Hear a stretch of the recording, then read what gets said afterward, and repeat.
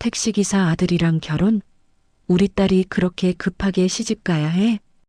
호화로운 레스토랑에서 울려 퍼진 차가운 목소리.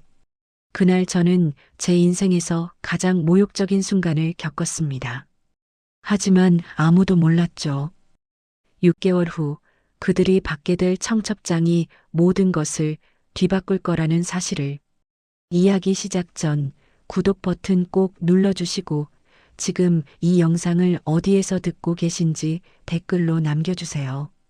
좋아요를 눌러주시면 오늘 하루 행운이 따라올 겁니다. 일부 첫 만남의 악몽. 제 이름은 김태준입니다. 올해 32살이고 대한택시 소속 택시기사로 15년째 핸들을 잡고 있습니다. 아니, 정확히는 그렇게 보이도록 살아왔다고 해야 맞겠네요. 6개월 전 가을, 제 아들 민준이가 여자친구를 소개하고 싶다고 했습니다. 이름은 박지연, 27살의 패션 디자이너라고 했어요. 아버지, 정말 좋은 사람이에요. 꼭 만나보세요.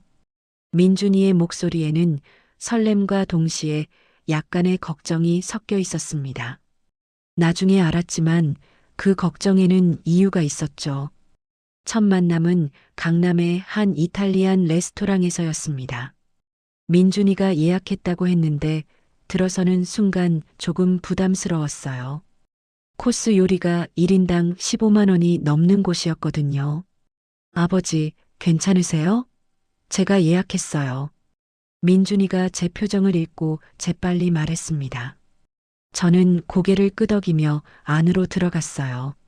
레스토랑 안은 은은한 조명과 클래식 음악이 흐르는 분위기 좋은 곳이었습니다.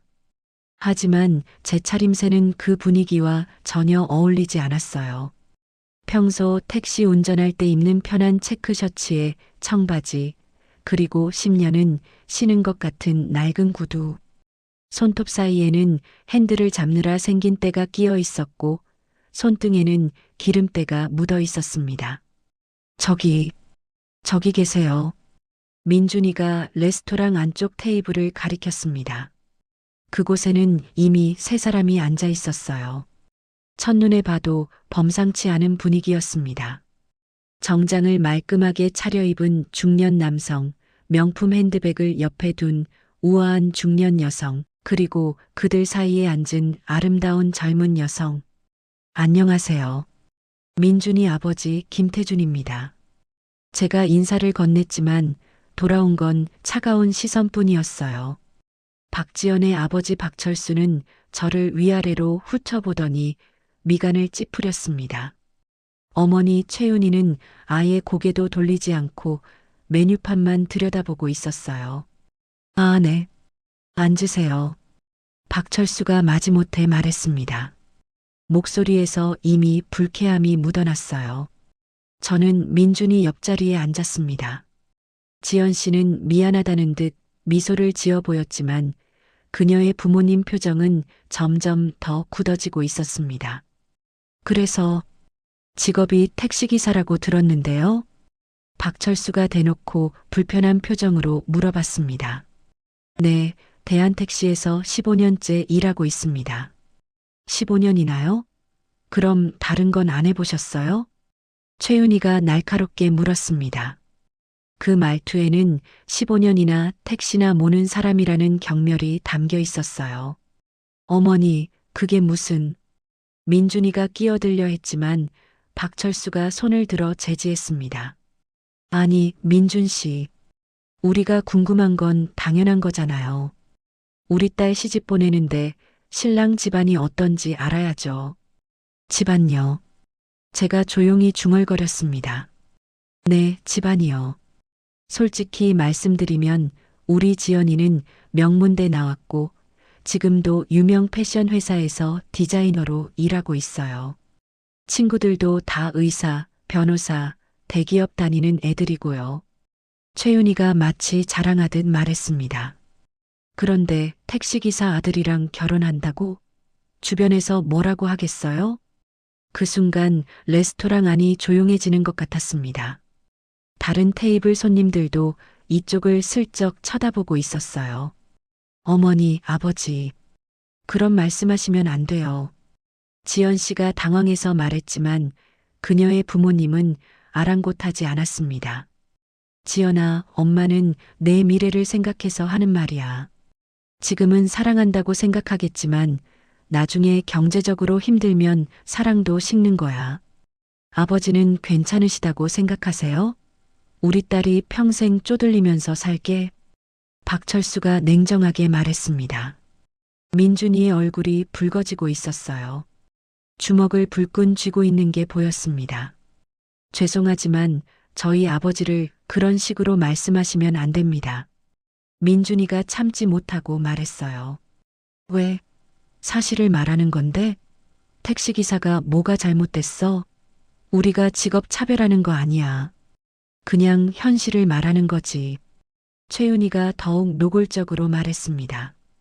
택시기사면 한 달에 얼마나 버세요? 300? 400? 그걸로 우리 딸 행복하게 해줄 수 있어요? 저는 그동안 조용히 듣고 있었습니다. 이런 상황이 처음은 아니었거든요. 지난 30년간 저는 이런 시선들을 수없이 받아왔습니다.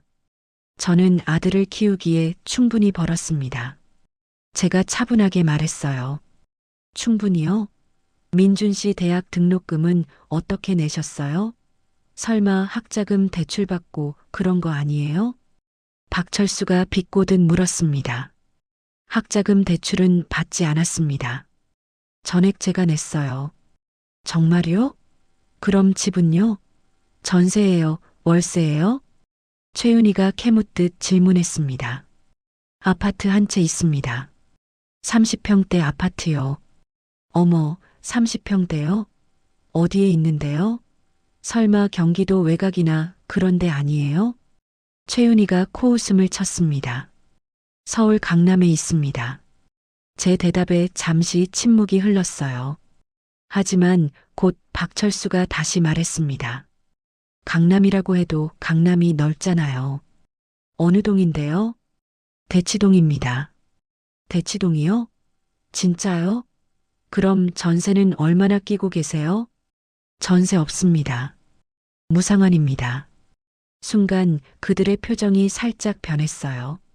대치동 30평대 아파트면 시세가 최소 15억은 넘는다는 걸 알고 있었을 겁니다. 하지만 최윤희는 곧 다시 의심스러운 표정을 지었어요. 무상환이요? 택시기사가 어떻게 대치동 아파트를 무상환으로 샀어요? 혹시 부모님 유산이나 그런 거예요? 제가 번 돈으로 샀습니다. 택시기사가요? 15년 동안 택시 몰아서 대치동 아파트 샀다고요? 말이 안 되는데요? 박철수가 노골적으로 의심했습니다. 믿으시든 말든 상관없습니다. 사실이니까요. 제가 담담하게 말했지만 그들은 여전히 믿지 않는 표정이었어요. 아니, 그래도 좀 이상하지 않아요? 아무리 택시기사가 돈을 잘 번다고 해도 생활비 쓰고 애 키우고 그러면서 15억짜리 아파트를 산다는 게 말이 돼요? 최윤희가 계속 의심했습니다. 어머니, 그만하세요. 아버지를 의심하시는 거예요? 민준이가 화를 내며 말했어요. 의심하는 게 아니라 사실 확인을 하는 거지. 혹시 불법적인 방법으로 돈 번 거 아니에요? 요즘 택시기사들 중에 이상한 일하는 사람들 많다던데. 박철수의 말에 저는 깊은 한숨을 내쉬었습니다. 불법적인 일은 한 적 없습니다.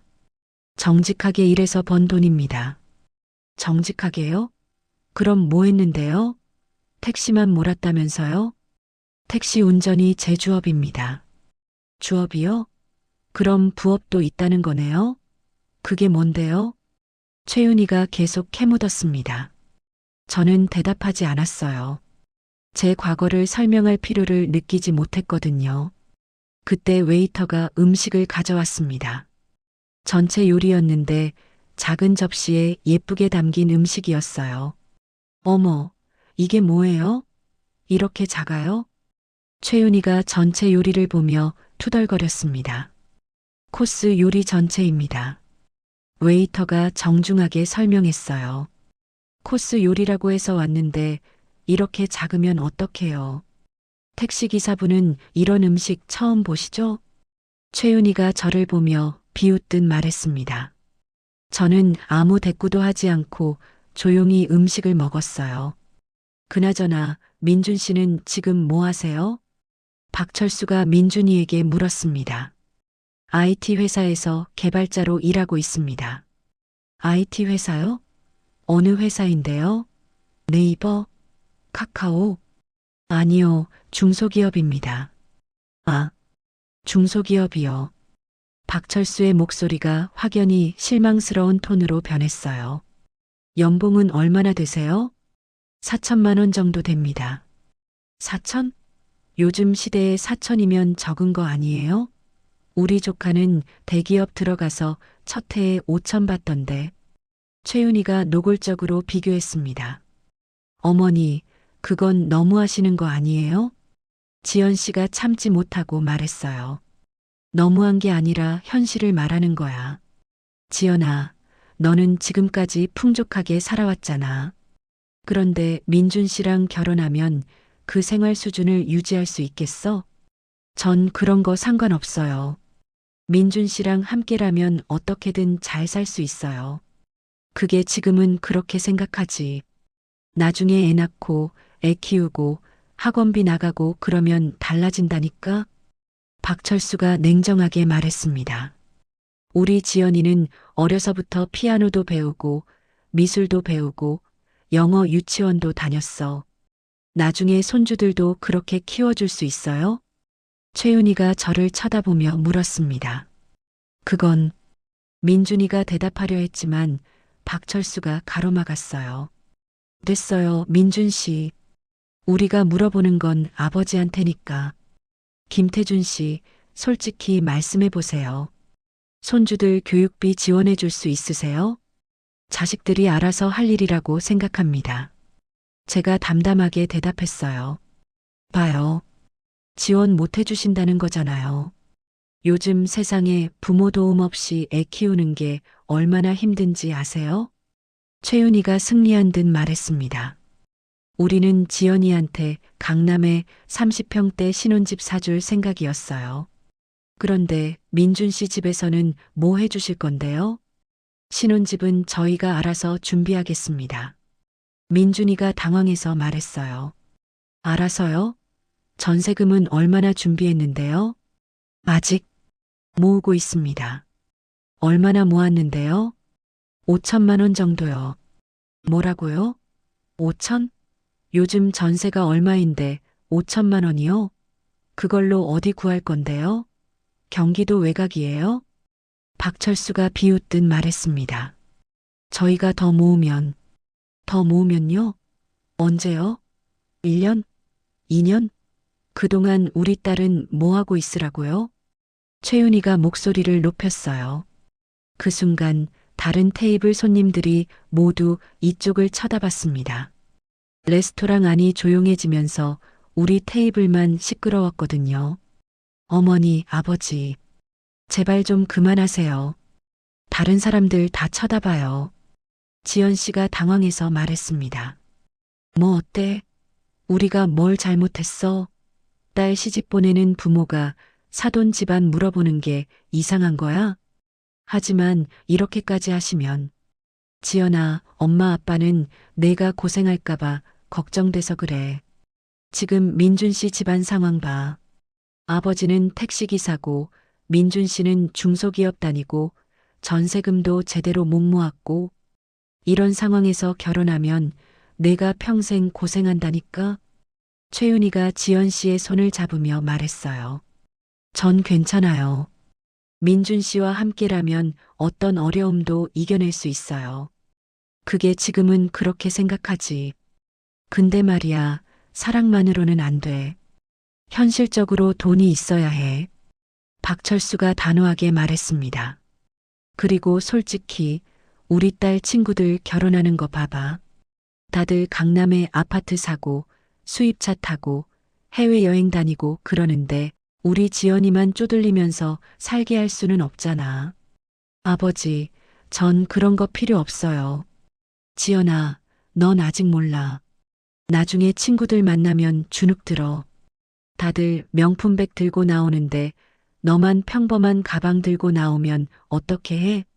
최윤희가 걱정스럽게 말했습니다. 어머니, 그런 건 중요한 게 아니에요. 중요한 거야. 여자한테는 엄청 중요한 거라고. 엄마가 그렇게 살아봐서 아는데 주변 사람들 눈치 보면서 사는 거 정말 힘들어. 저는 그동안 조용히 듣고만 있었습니다.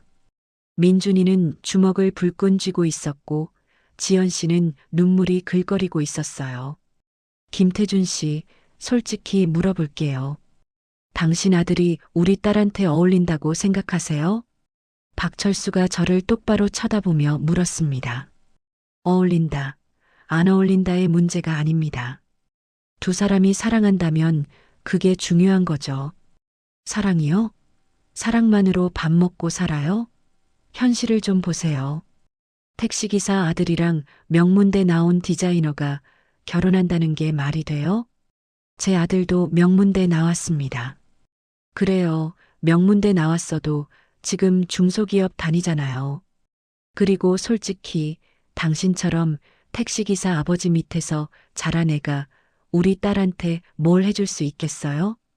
최윤희의 말에 민준이가 더 이상 참지 못하고 벌떡 일어났습니다. 그만하세요. 우리 아버지를 이렇게 모욕하시면 안 됩니다. 민준이의 목소리가 레스토랑 전체에 울려 퍼졌어요. 모욕이요? 우리가 사실을 말하는 게 모욕이에요? 택시기사가 뭐가 잘못됐습니까? 정직하게 일해서 돈 버는 게 부끄러운 일인가요? 부끄러운 건 아니지. 그런데 우리 딸이랑은 안 맞는다는 거야. 수준이 다르다고. 박철수가 냉정하게 말했습니다. 수준이요? 수준이 뭡니까? 돈이 많으면 수준이 높고 적으면 낮은 겁니까? 당연한 거 아니에요? 세상이 원래 그런 거예요. 아버지, 어머니, 그런 식으로 말씀하시면 안 돼요. 지연 씨가 울면서 소리쳤습니다. 지연아, 너는 가만히 있어. 엄마 아빠가 내 미래를 위해 하는 말이야. 저는 민준 씨랑 결혼할 거예요. 두 분이 반대하셔도요. 뭐라고? 내가 지금 뭐라고 했어? 박철수가 화를 내며 일어섰어요. 전 민준 씨를 사랑해요. 그리고 민준 씨 아버지도 존경해요. 택시기사로 아들을 훌륭하게 키우신 분이잖아요. 존경해? 택시기사를? 지연아, 너 정신 차려. 그 사람이 내게 무슨 미래를 줄 수 있는데? 돈이 전부가 아니에요, 아버지. 돈이 전부가 아니라고? 세상 물정 모르는 소리 하고 있네. 돈 없으면 사랑도 식어. 엄마 아빠가 살아봐서 아는데 가난하면 서로 미워하게 돼. 최윤희가 단호하게 말했습니다. 저는 천천히 자리에서 일어났습니다. 더 이상 여기 있어봐야 상황만 악화될 것 같았거든요. 죄송합니다만 저는 이만 가보겠습니다. 아버지, 민준이가 저를 붙잡으려 했지만 저는 고개를 저었어요. 민준아, 괜찮다. 너희들끼리 이야기해봐. 하지만 걱정하지 마. 아빠는 괜찮아. 저는 민준이의 어깨를 토닥이고 레스토랑을 나섰습니다. 밖으로 나오니 차가운 가을 바람이 얼굴을 스쳤어요. 하지만 마음은 바람보다 더 차가웠습니다. 수준이 다르다. 그 말이 계속 귓가에 맴돌았어요. 저는 주차장으로 걸어가며 지난 30년을 떠올렸습니다. 2부 숨겨진 과거. 제가 택시기사가 된 건 30년 전입니다. 당시 저는 28살의 젊은 나이였어요. 하지만 그 전에 저는 전혀 다른 삶을 살고 있었죠. 서울대학교 경영학과를 수석으로 졸업하고 미국 하버드 경영대학원에서 MBA를 받았습니다. 그리고 월스트리트의 유명 투자은행에서 일했어요. 당시 제 연봉은 하나로 3억이 넘었습니다. 20대 중반의 나이에 말이죠. 하지만 제 인생이 완전히 바뀐 건 30년 전 그날이었습니다. 임신 9개월이던 아내 수진이가 갑자기 쓰러졌어요. 병원에 데려갔을 때는 이미 늦었습니다. 죄송합니다. 산모는 살리지 못했습니다. 의사의 말에 세상이 무너지는 것 같았어요. 하지만 기적적으로 아기는 살았습니다. 제 아들 민준이었죠. 인큐베이터 안에서 작은 숨을 쉬고 있는 민준이를 보면서 결심했어요. 이 아이만큼은 절대 지켜야 한다. 저는 그날로 월스트리트를 떠났습니다. 그리고 한국으로 돌아왔어요. 하지만 한국에서 제게 필요한 건 돈이 아니었습니다. 시간이었죠. 당시 저는 이미 투자로 상당한 자산을 모아놓은 상태였어요.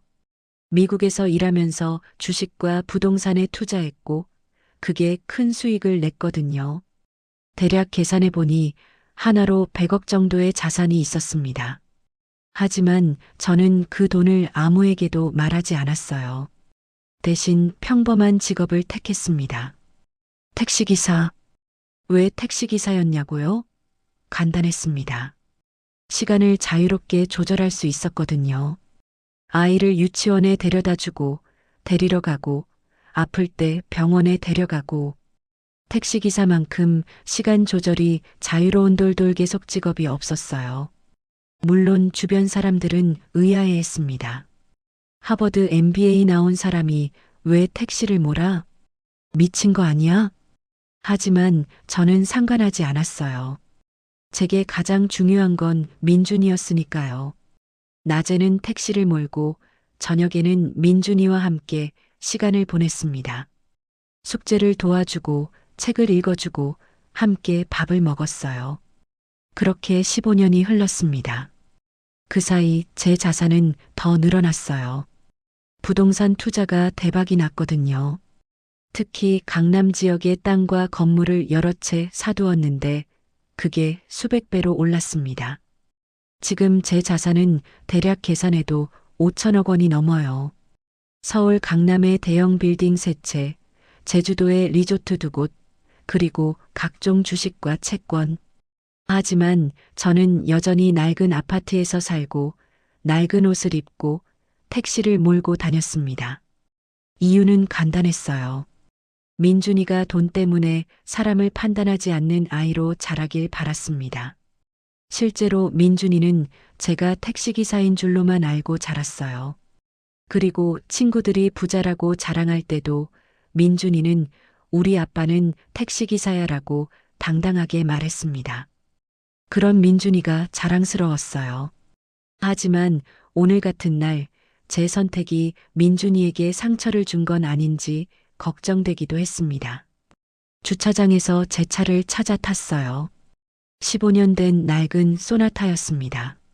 사실 집 주차장에는 벤틀리와 롤스로이스가 있었지만 저는 이 차를 더 좋아했어요.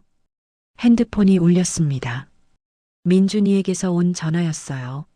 아버지, 괜찮으세요? 응, 괜찮다. 정말 죄송해요. 제가 지연이 부모님한테 미리 말씀드렸어야 했는데 너는 잘못한 게 없어. 그분들이 그렇게 생각하는 거야. 하지만 너무 심하셨어요. 아버지를. 민준이의 목소리가 떨리고 있었어요. 민준아, 괜찮아. 아빠는 그런 거 신경 안 써. 그보다 지연 씨랑은 어떻게 됐어? 지연이는 저랑 결혼하겠대요. 부모님이 반대해도요. 그래, 좋은 아이네. 네, 정말 좋은 사람이에요. 근데 부모님이 너무 반대하셔서 시간이 필요할 거야. 천천히 설득해봐.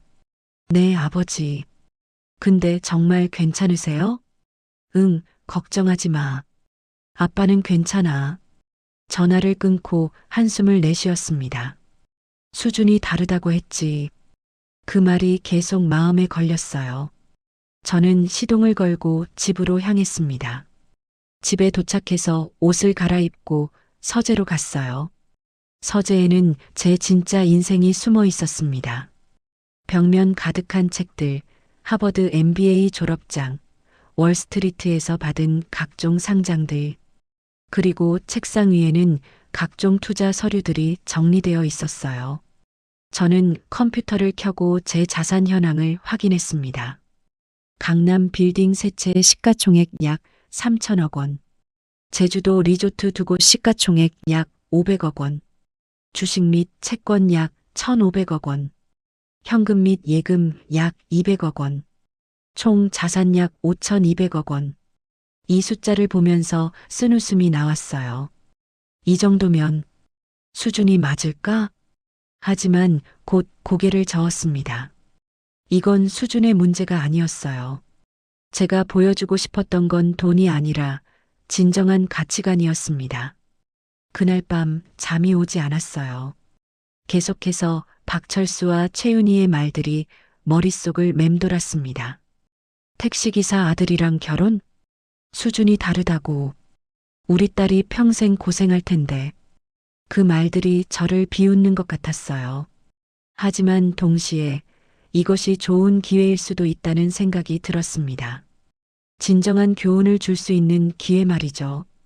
다음 날 아침 민준이에게서 전화가 왔어요. 아버지, 지연이 부모님이 다시 만나자고 하세요. 그래. 언제? 이번 주말이요.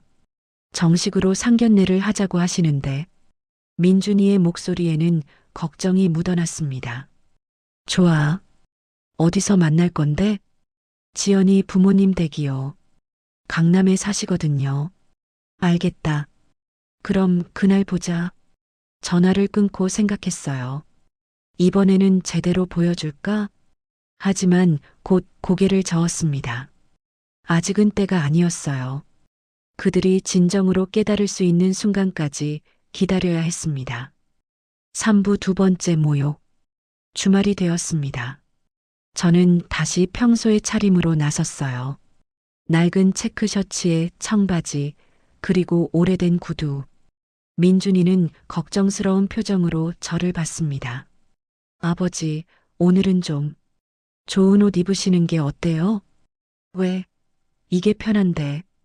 하지만 지연이 부모님이 괜찮아. 아빠는 이게 좋아. 사실 집에는 수천만 원짜리 정장들이 가득했지만 저는 이 낡은 옷들이 더 편했어요. 그리고 무엇보다 그들의 진짜 속마음을 보고 싶었습니다. 박철수 씨 댁은 강남의 고급 주상복합 아파트였습니다. 50평대 펜트하우스였죠. 여기 경비 아저씨한테 말씀드려야 해요. 민준이가 걱정스럽게 말했어요.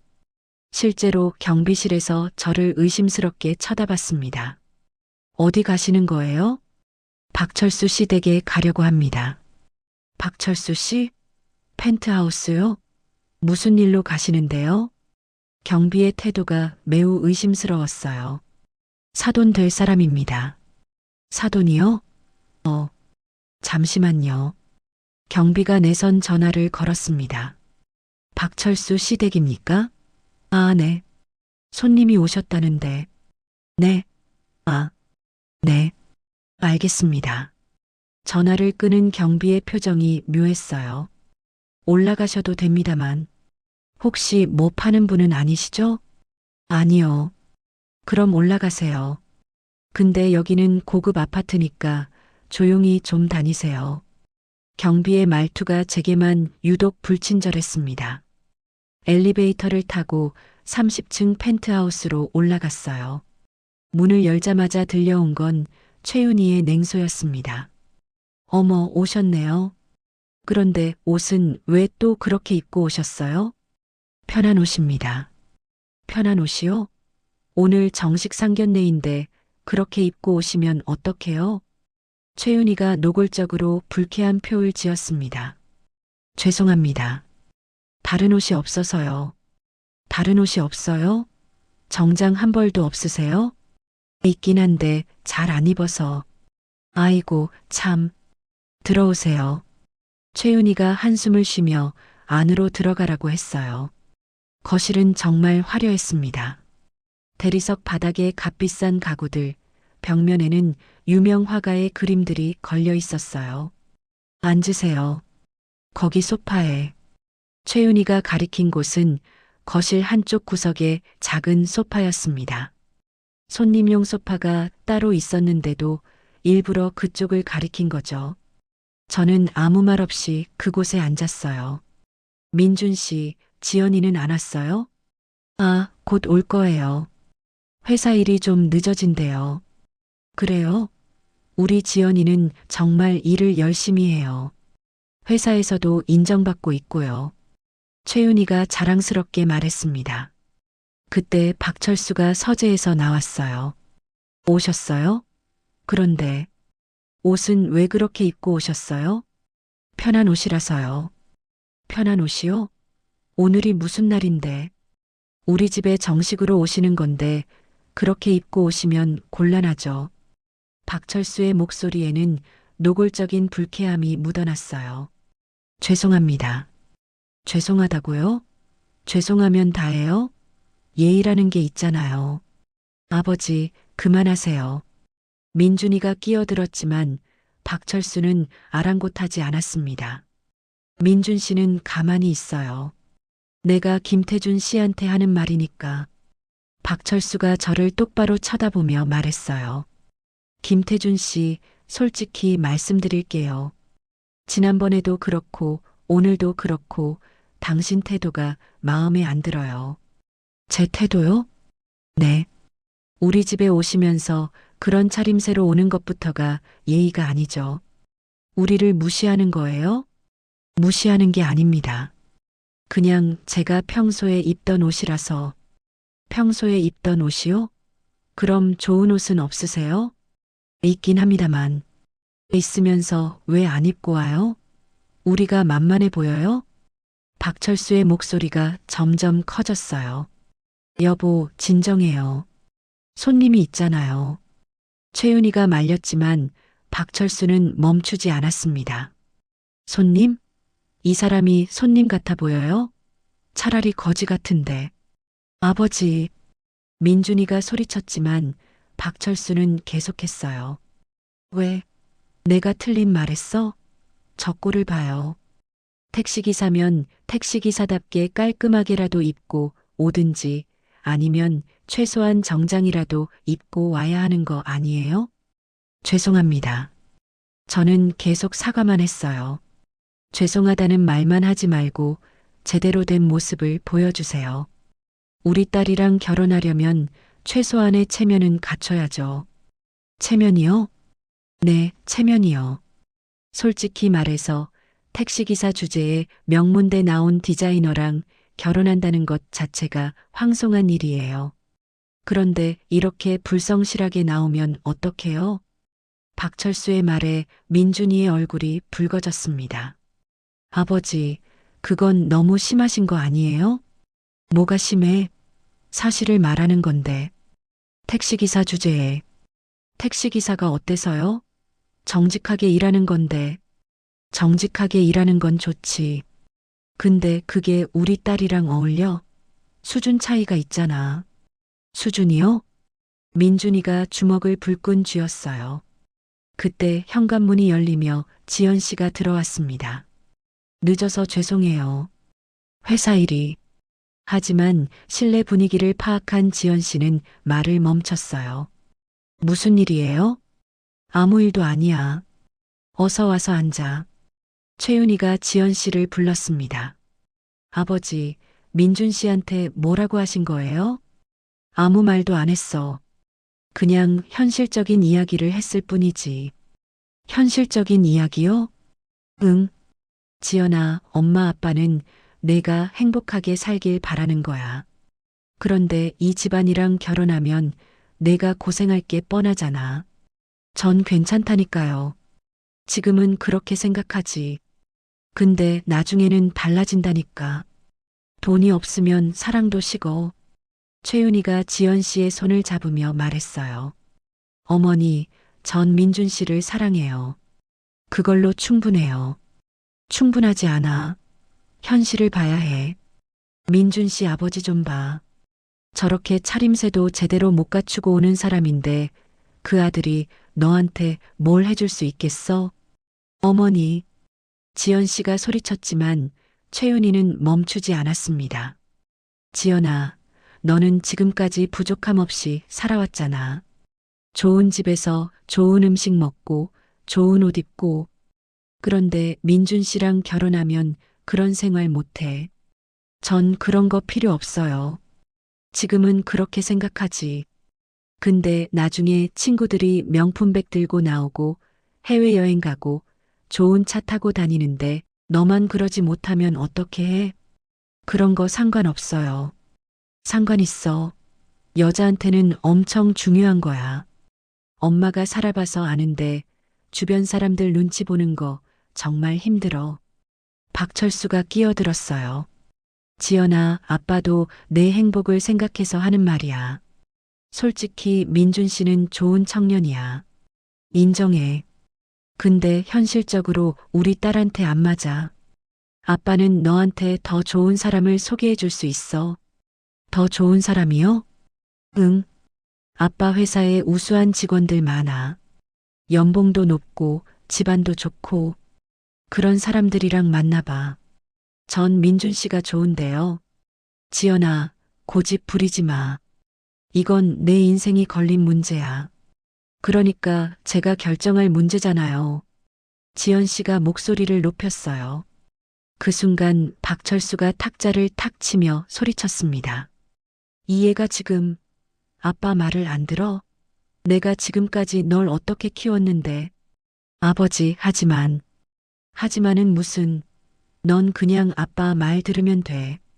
아빠가 다 내 앞날을 생각해서 하는 말이야. 전 제 앞날을 제가 결정하고 싶어요. 너 지금 아빠한테 대들어? 박철수의 얼굴이 붉어졌습니다. 저는 조용히 자리에서 일어났어요. 죄송합니다만 오늘은 이만 가보겠습니다. 아, 그러세요. 어차피 할 이야기도 없는데. 최윤희가 냉소적으로 말했습니다. 민준 씨, 솔직히 말할게요.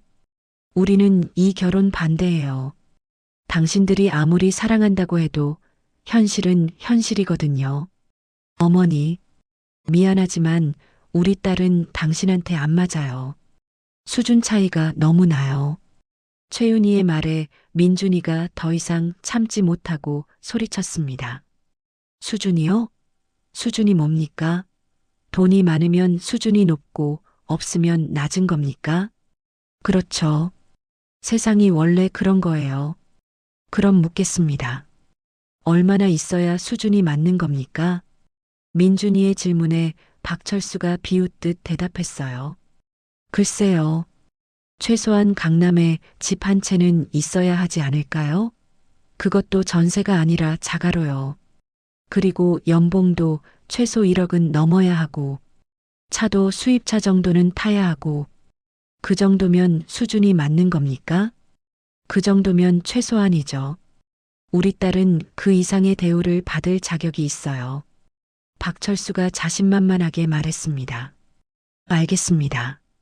그럼 그 기준에 맞춰보겠습니다. 민준이가 단호하게 말했어요. 뭐라고요? 맞춰본다고요? 하하. 박철수가 비웃으며 웃었습니다. 민준 씨, 당신이 지금 무슨 말을 하는지 알아요? 당신 연봉이 4천만 원인데 어떻게 그 기준에 맞출 건데요? 방법이 있습니다. 방법이요? 뭔데요? 설마 아버지한테 돈 받을 건 아니죠? 택시기사가 얼마나 있다고. 최윤희가 조롱하듯 말했습니다. 저는 그동안 조용히 듣고만 있었어요. 이제 때가 됐나? 하지만 아직은 아니었습니다. 좀 더 기다려야 했어요. 민준아, 가자. 네, 아버지. 우리는 현관으로 향했습니다. 아, 그리고요. 박철수가 뒤에서 말했어요. 다음에 오실 때는 좀 제대로 된 차림으로 오세요. 안 그러면 경비한테 올라오지 못하게 할 거예요. 그 말을 끝으로 우리는 그 집을 나섰습니다.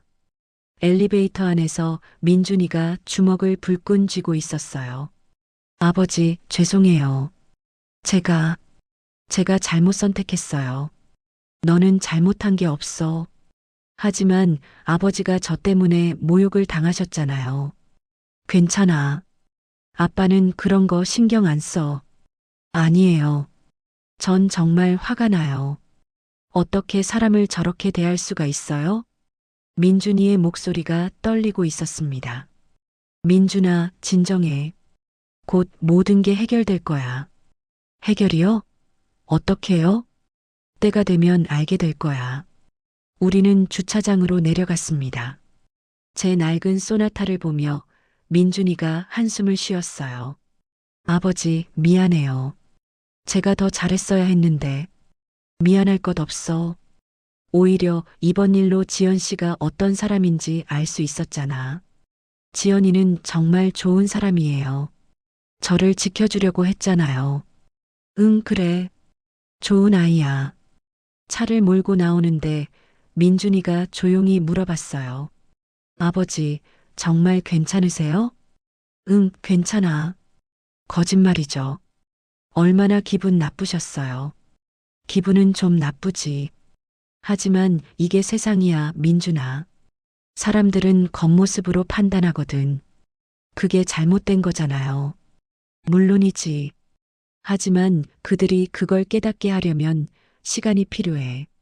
시간이요? 응. 곧 그들도 알게 될 거야. 진정으로 중요한 게 뭔지 말이야. 그날 밤 저는 오랜만에 서재에서 시간을 보냈습니다. 컴퓨터를 켜고 제 자산 목록을 다시 확인했어요. 그리고 결심했습니다. 이제 보여줄 때가 됐어. 하지만 어떻게 보여줄지는 신중하게 결정해야 했습니다. 단순히 돈을 자랑하는 게 아니라 진정한 교훈을 주어야 했거든요. 사부 계획. 다음 날 저는 오랜 친구에게 전화를 걸었습니다. 여보세요, 강 회장님이십니까? 오, 태준이. 오랜만이야. 어떻게 지내? 상대방은 강대호, 한국 최대 건설회사인 대호건설 회장이었습니다. 저와 하버드에서 함께 공부한 친구였고 지금도 가끔 연락하며 지내는 사이였어요. 잘 지내고 있어. 그런데 부탁이 하나 있어서 전화했어. 부탁? 뭔데? 말만 해. 6개월 후에 내 아들 결혼식이 있을 거야. 오, 축하한다. 드디어 민준이가 장가가는구나. 응. 그런데 결혼식 장소 좀 부탁해도 될까? 장소? 당연하지. 어디가 좋겠어? 내가 최근에 지은 그 호텔 있잖아. 강남에 있는. 아, 대호 팰리스 호텔? 거기 괜찮지. 그런데 거기 예약하기 진짜 어려운데. 내가 오너잖아. 하, 그렇지. 알았어. 내가 특별히 최고급 홀을 잡아줄게. 언제로 할 거야? 6개월 후 봄이면 좋겠어. 오케이. 내가 다 준비해 둘게. 그런데 태준아, 너 진짜 언제까지 택시 몰 거야? 돌돌 계속 이제 그만하고 내 정체 밝혀도 되지 않아? 곧 밝힐 거야.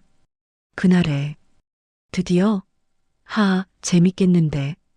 민준이 장인어른 되실 분은 내가 누군지 알아? 전혀 모르지. 그럼 그날 정말 놀라시겠는걸? 하버드 MBA에 월스트리트 출신의 5천억 자산가인 걸 아시면. 그게 목적이야. 알았어. 내가 특별히 신경 써서 준비해 둘게. 민준이한테 축하 전해줘. 전화를 끊고 저는 다음 전화를 걸었습니다. 이번에는 제 비서였던 한 이사에게였어요. 회장님, 오랜만입니다.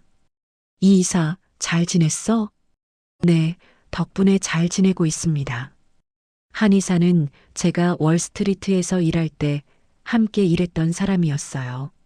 지금은 은퇴해서 제 자산 관리를 도와주고 있었습니다. 이 이사 6개월 후에 특별한 행사가 있을 거야. 무슨 행사인가요? 내 아들 결혼식. 그런데 그날 내 정체를 밝힐 거야. 드디어 그날이 오는군요. 제가 뭘 도와드릴까요? 청첩장을 특별하게 만들고 싶어. 내 진짜 프로필을 넣어서. 알겠습니다. 어떤 내용을 넣으시겠습니까? 하버드 MBA, 월스트리트 경력, 그리고 현재 자산 규모. 다 넣어줘. 현재 자산도요?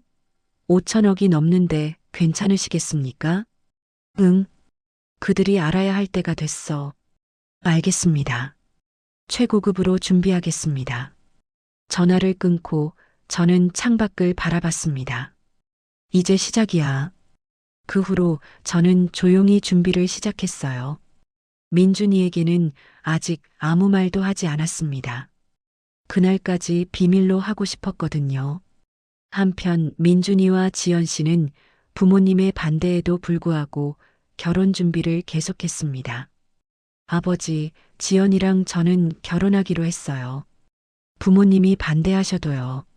민준이가 결연한 표정으로 말했어요. 그래, 좋아. 응원한다. 감사합니다, 아버지.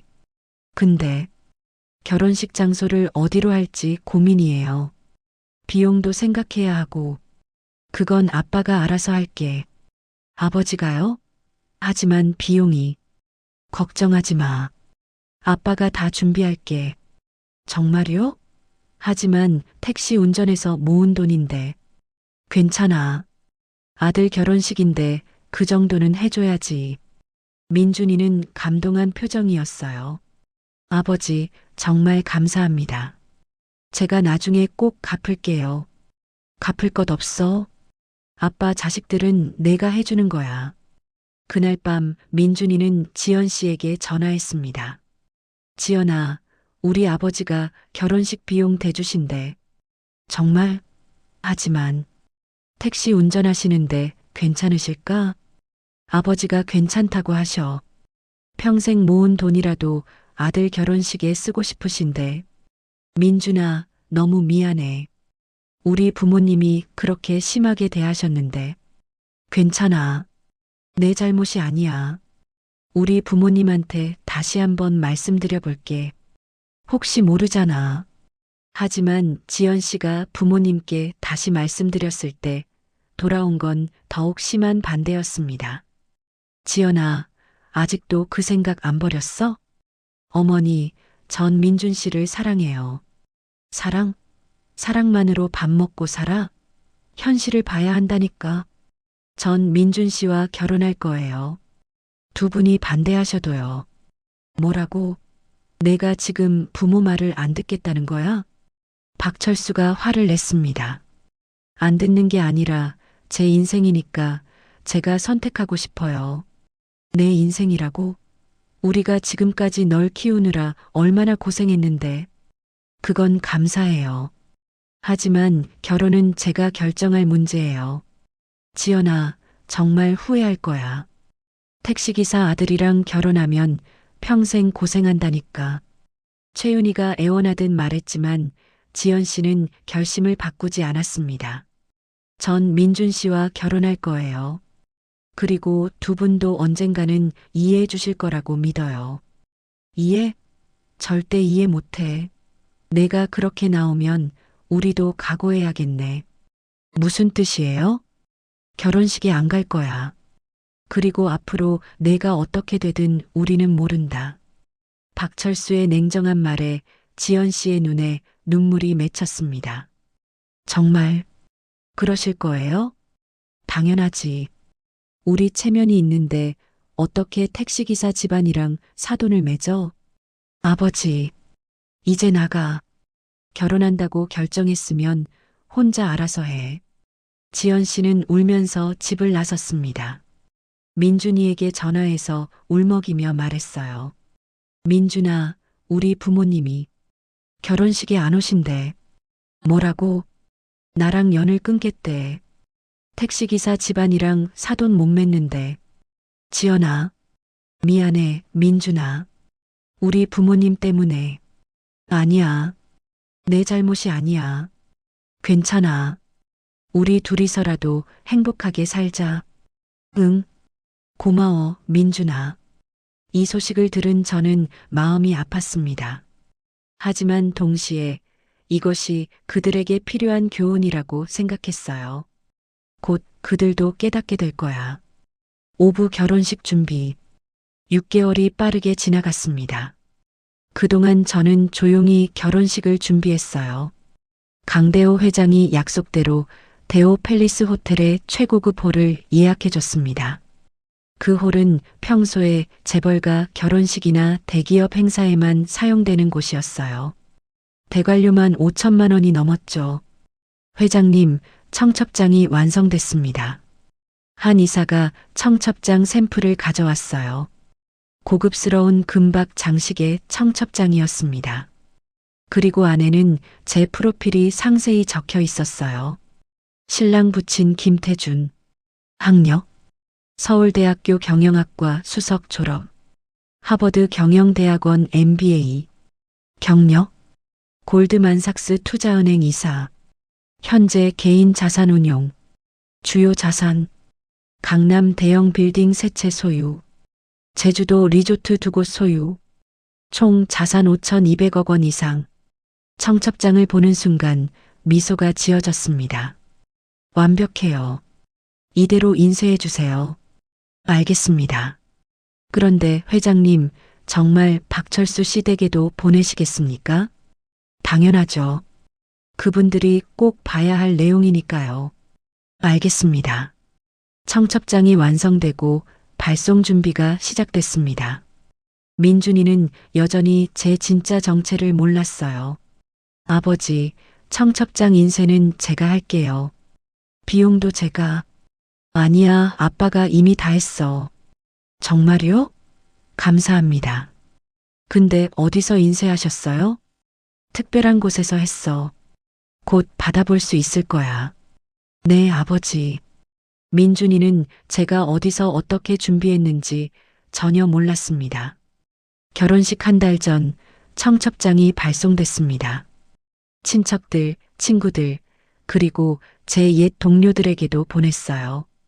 월스트리트에서 함께 일했던 사람들, 하버드 동문들, 그리고 한국의 재계 인사들, 모두 제가 그동안 연락을 끊고 지냈던 사람들이었지만 이번만큼은 초대했습니다.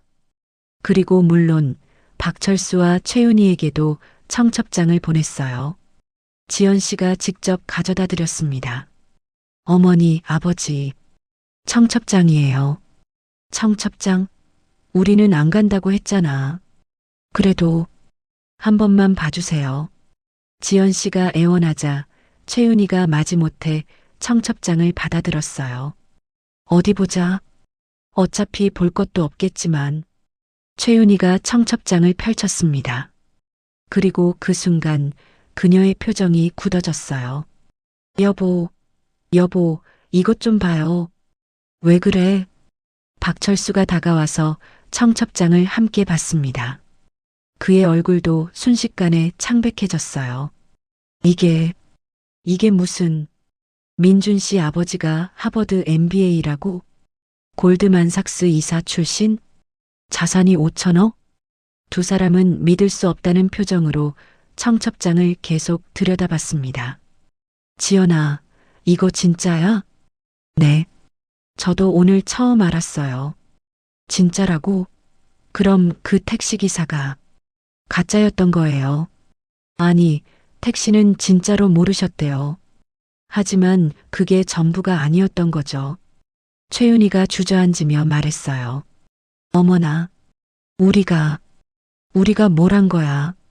박철수도 얼굴이 새하얗게 질렸습니다. 5천억이라고? 강남 빌딩 세 채? 네.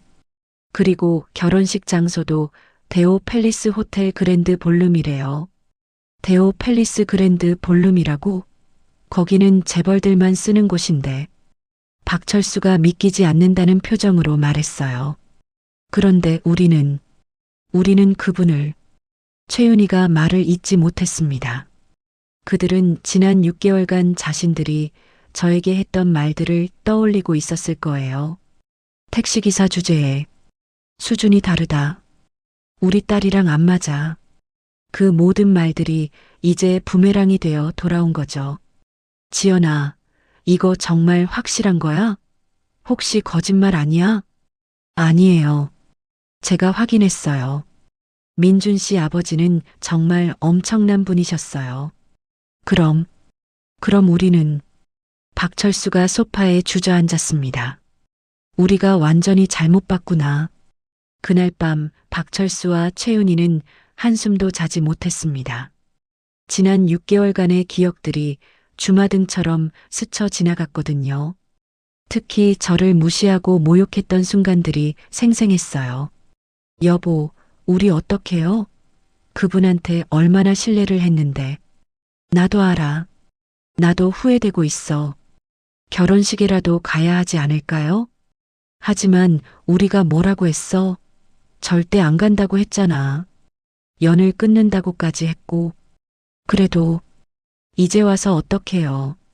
두 사람은 밤새 고민했습니다. 한편 민준이도 청첩장을 보고 충격에 빠졌어요. 아버지, 이게 정말이에요? 응, 정말이야. 그럼 아버지가 택시 운전하신 건 너를 제대로 키우고 싶어서였어. 돈 때문에 사람을 판단하지 않는 아이로 자라길 바랐거든. 아버지, 민준이의 눈에 눈물이 맺혔습니다. 15년 동안 속이셔서 미안해. 아니에요. 이제 이해가 돼요. 아버지가 왜 그렇게 하셨는지. 민준아, 너는 정말 자랑스러운 아들이야. 돈이 많은 아버지라는 걸 몰랐어도 아버지를 존중하고 사랑해줬잖아. 당연한 거잖아요. 아버지는 제게 세상에서 제일 중요한 분이에요. 부자는 서로를 꼭 껴안았습니다. 그런데 아버지, 지연이 부모님은 이걸 보고 뭐라고 하셨대요? 아마 많이 놀라셨을 거야. 부모님이 결혼식에 오실까요? 글쎄다. 그건 그분들이 결정할 문제야. 육부 결혼식 당일. 드디어 결혼식 날이 되었습니다. 대호 팰리스 호텔 그랜드 볼룸. 한국에서 가장 호화로운 결혼식장 중 하나였어요.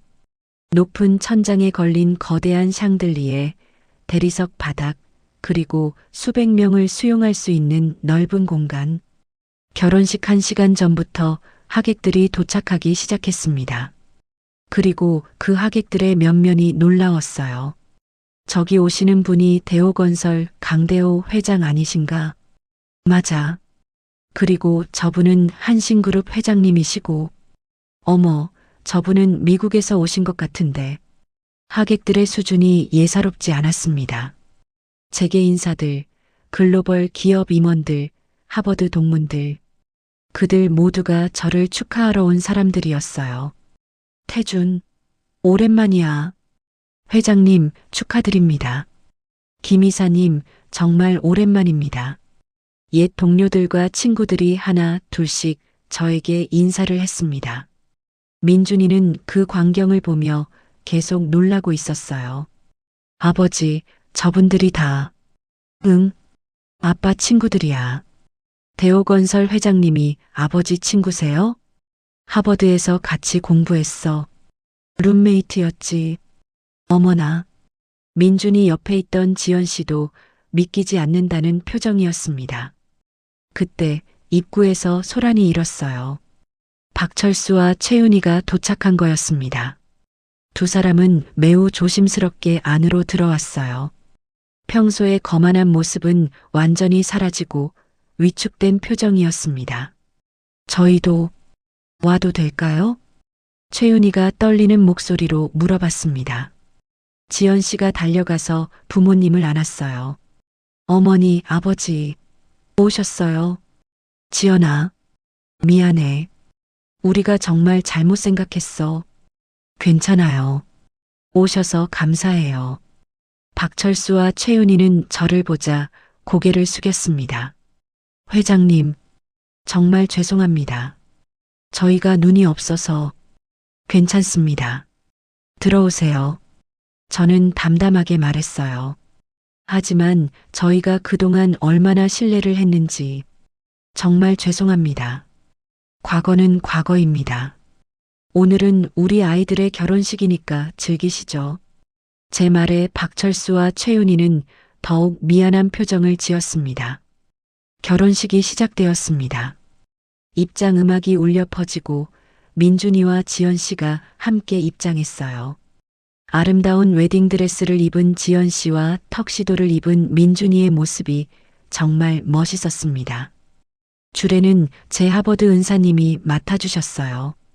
사랑하는 하객 여러분, 오늘 이 자리에 주례사가 진행되는 동안 저는 객석에 앉아 있는 사람들을 둘러봤습니다. 재계 인사들, 글로벌 기업 임원들, 그리고 한쪽 구석에 조심스럽게 앉아 있는 박철수와 최윤희. 그들의 표정은 복잡했어요. 자랑스러움, 미안함, 후회, 여러 감정이 섞여 있었습니다. 특히 최윤희는 계속 손수건으로 눈물을 닦고 있었어요.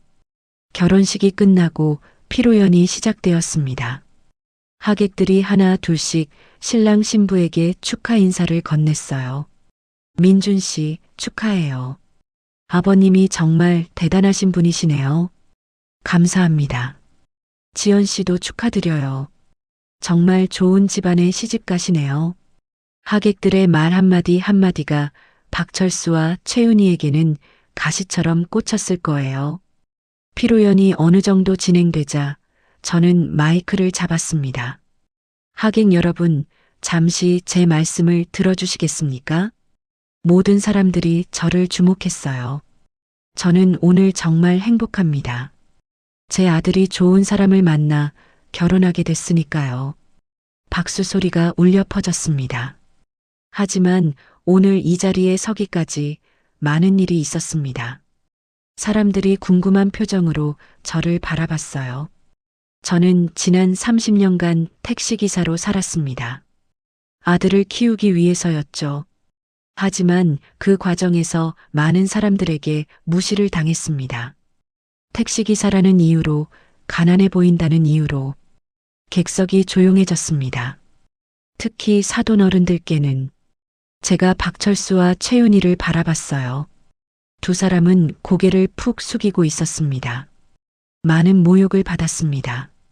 객석에서 웅성거리는 소리가 들렸어요. 하지만 오늘 저는 그분들을 원망하지 않습니다. 박철수와 최윤희가 고개를 들어 저를 바라봤어요. 왜냐하면 그분들 덕분에 제가 중요한 것을 깨달았거든요. 진정한 가치는 돈이나 지위에 있지 않다는 것을요. 사람을 판단할 때 겉모습이 아니라 내면을 봐야 한다는 것을요.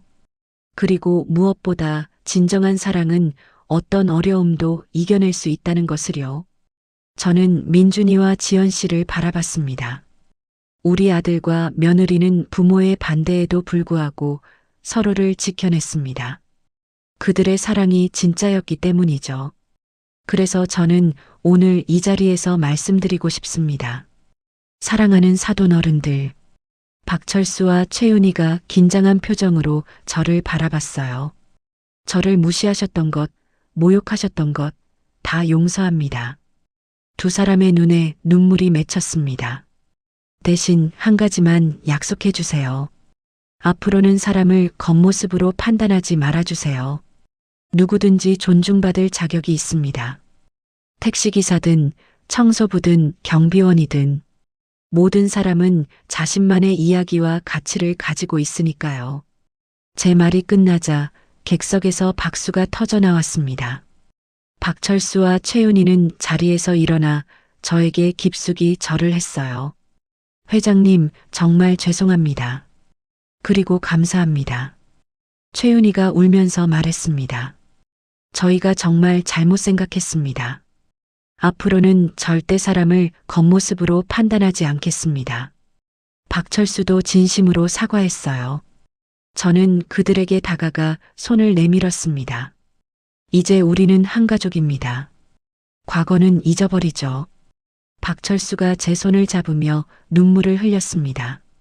감사합니다. 정말 감사합니다.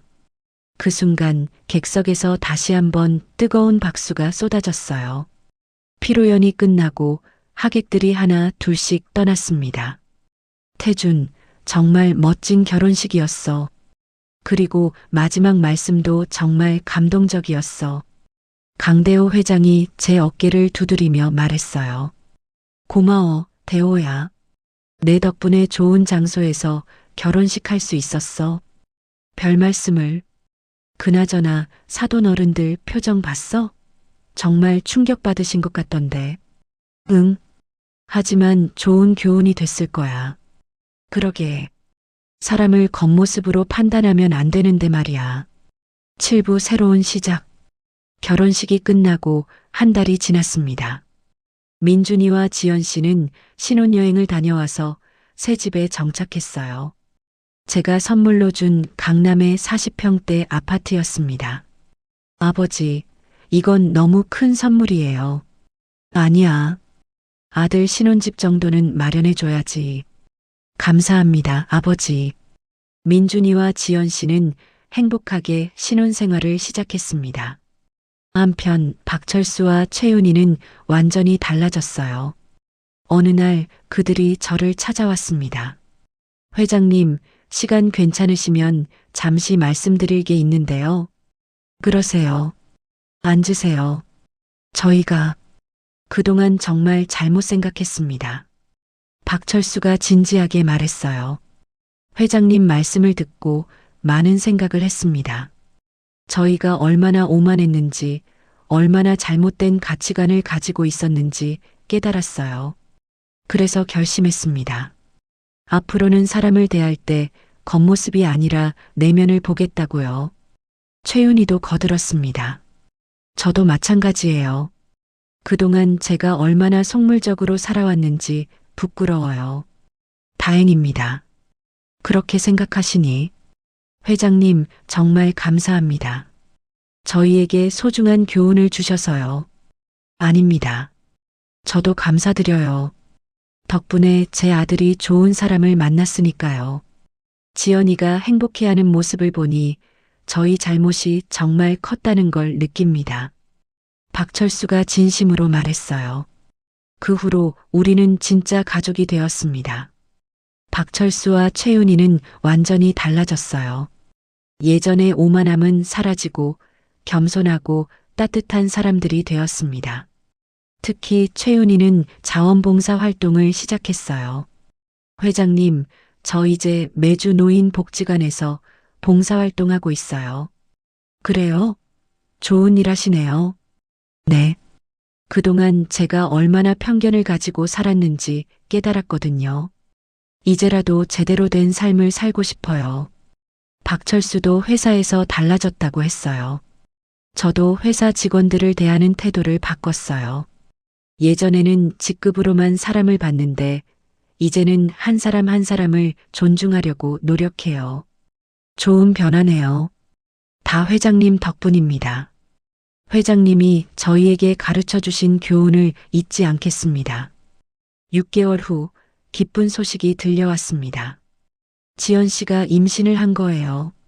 할아버지, 지연이가 임신했어요. 민준이가 기쁜 목소리로 전화했습니다. 정말 축하한다, 민준아. 감사합니다, 아버지.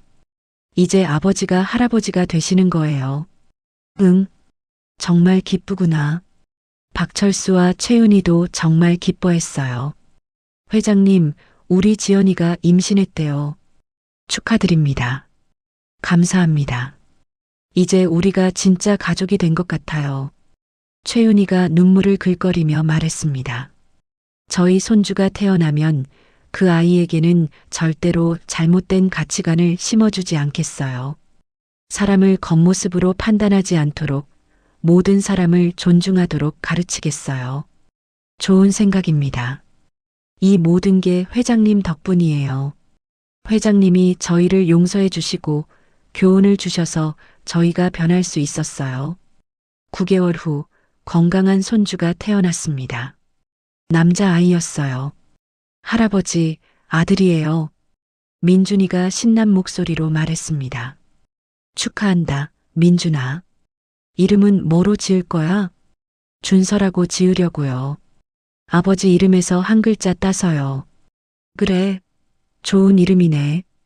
병원에 가서 갓 태어난 손주를 봤습니다. 작은 손, 작은 발, 그리고 평화롭게 잠든 얼굴.